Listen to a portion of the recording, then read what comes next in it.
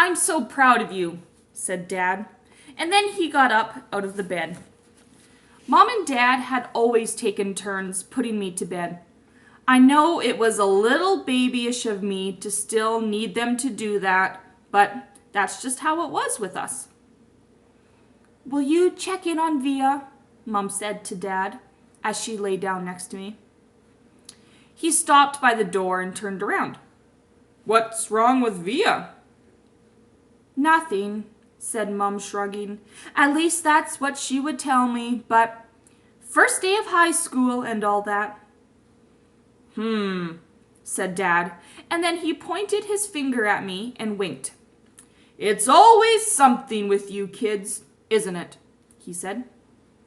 Never a dull moment, said Mum. Never a dull moment, Dad repeated. Good night, guys. As soon as he closed the door, Mum pulled out the book she'd been reading to me for the last couple of weeks. I was relieved because I really was afraid she'd want to talk, and I just didn't feel like doing that. But Mum didn't seem to want to talk either. She just flipped through the pages until she got to where we had left off. We were about halfway through The Hobbit. Stop, stop, shouted Thorin, said Mum, reading aloud. But it was too late. The excited dwarves had wasted their last arrows, and now the bows that Borin had given them were useless. They were a gloomy party that night, and the gloom gathered still deeper on them in the following days. They had crossed the enchanted stream, but beyond it the path seemed to straggle on, just as before, and in the forest they could see no change. I'm not sure why, but all of a sudden I started to cry. Mom put the book down and wrapped her arms around me.